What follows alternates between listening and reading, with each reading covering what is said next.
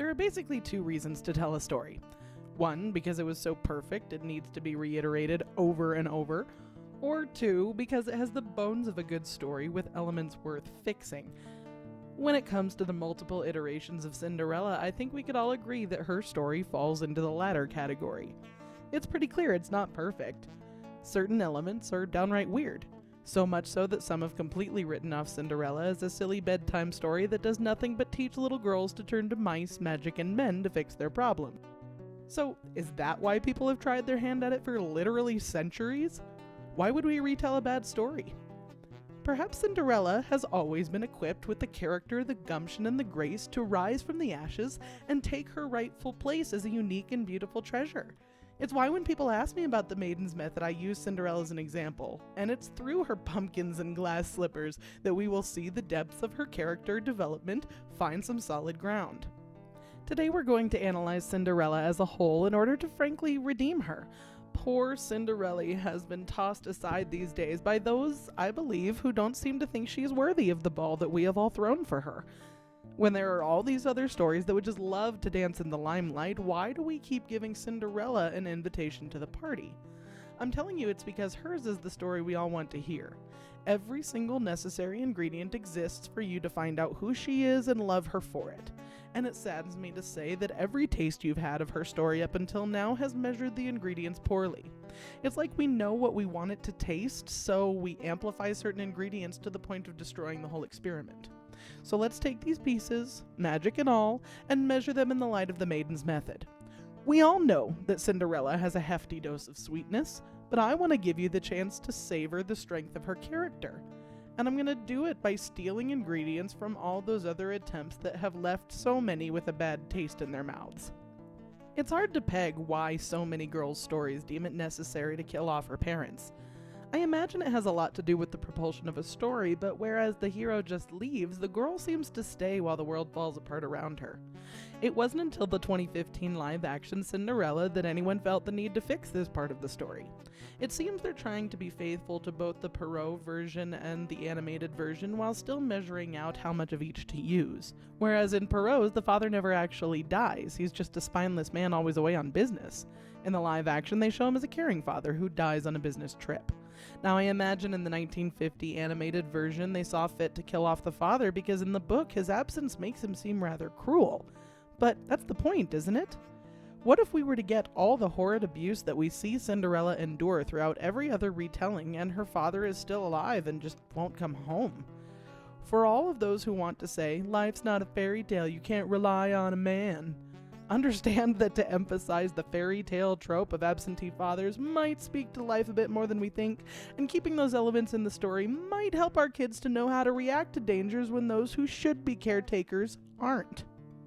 Truthfully, it's still very powerful for the father to die, considering the contribution it lends to the abandonment that the stepmother suffers. This is the second husband that's died on her. She is so beyond grief at this moment that she goes into survival mode. Rodmilla de Ghent is shown as one who is draining the resources around her in order to maintain a semblance of the life she thought she was getting.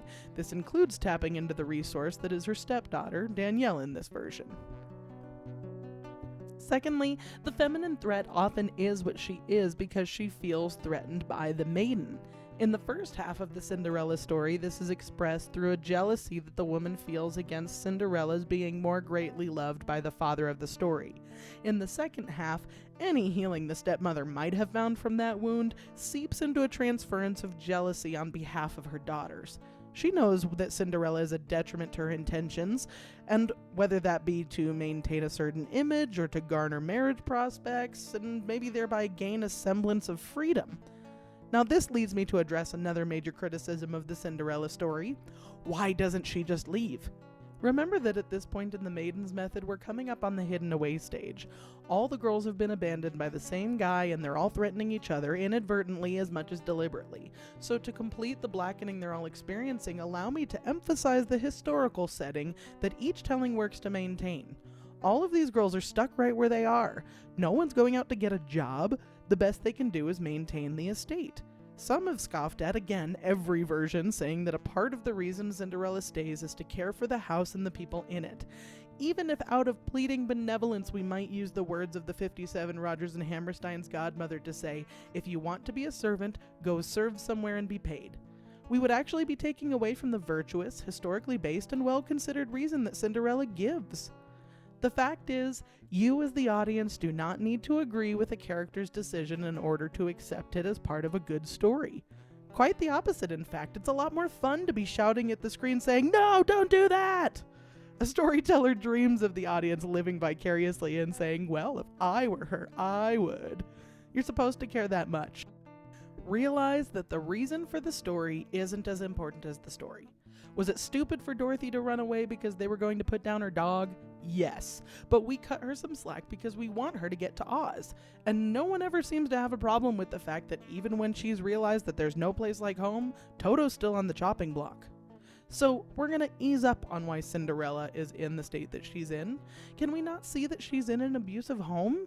Particularly in the 2015 live-action version, the abuse she endures is a matter of gradual escalation.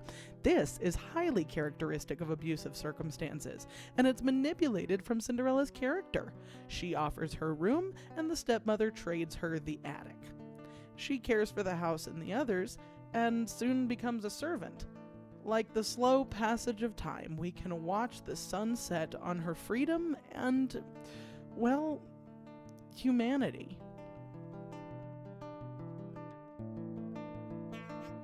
Each installment of Cinderella represents different manufactured companions. The creature form of companion, like the mice and birds, might help the maiden voice a thought she's always had but never really heard out loud before. The dream form can force her to separate fact from fiction. Is the dream real, or is it all in her head? Does it exist autonomously, or would it die off if she did? The Rodgers and Hammerstein's fairy godmother, never even being acknowledged as a fairy, fits this type. Her magic is tricky, ambiguous, and wholly dependent upon the deliberate intentions and actions of Cinderella. Finally, the doppelganger form is a retention of the hidden away stage, which makes the maiden into a manufactured being herself. She has to lie and deceive so much that she confuses who she really is. Both Ever After and the 2015 live action do a fantastic job of emphasizing the character's struggle with identity. They give proper weight to the problem of one's name. Ella wins the pity party on this one, considering that Danielle isn't forced to walk around with a cruel joke as a moniker. And I love the line in the live action when, in true English fashion, Kit asks, "What do they call you?" And she says, "Never mind what they call me." Danielle has multiple hard blows to her identity.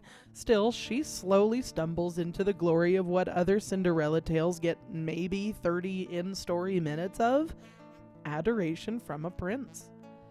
But Danielle has that oh-so-troublesome problem that he, in a way, isn't falling for her. And we can't fully blame her for not telling the truth because she doesn't really know what the truth is. There is a certain danger that exists for the maiden when she does this to herself. She threatens her own existence if she concedes to be taken over by an evil twin of sorts. She could lose her identity, lose her mind, lose herself. This is something to be considered all the way back to the Perrault version. Why did no one at the ball recognize her?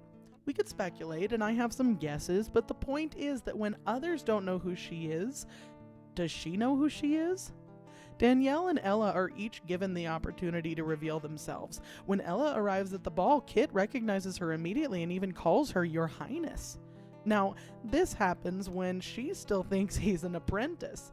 And when she finally learns the truth, he is completely honest with her. He says, "No more surprises?" And she agrees, shaking his hand, ruining her chance to start this relationship from a healthy place. Girls, pay attention. But again, it's all because she doesn't see her own value. This boy fell for her when he thought she was a plain country girl. Why now, when he sees her in a light that's worthy of her, does she still think she's not enough? Danielle has a little bit more of an excuse. She's trying to tell Henry the truth, but she can't find the right words. When he tells her that his passion was sparked by her, she says, "It wasn't me." And he responds by praising her with a fake name and a fake title. and she almost allows herself to get swept away in this lie, only to have his embrace remind her of the lashing she received having dared to step out of line. This is where Ever After rightly presents the reality over the fairy tale that is Ella's story. Ella could have confessed to Kit who she was, and he likely would have been fine with it. Done, movie over. In Ever After, we know that Henry isn't pleased with having spent this whole time running around with a servant girl. And apparently, it's a capital offense to lie to royalty, something that Danielle has been doing this whole time. So we're gonna cut her a bit more slack for not coming clean. And yet, if I may be so bold, this is where every single Cinderella tale gets the recipe wrong. Not one gives proper emphasis to the hard work of acknowledging one's own self-worth. But we'll have to come back to that in the next video. Stay tuned, y'all. There's more to come.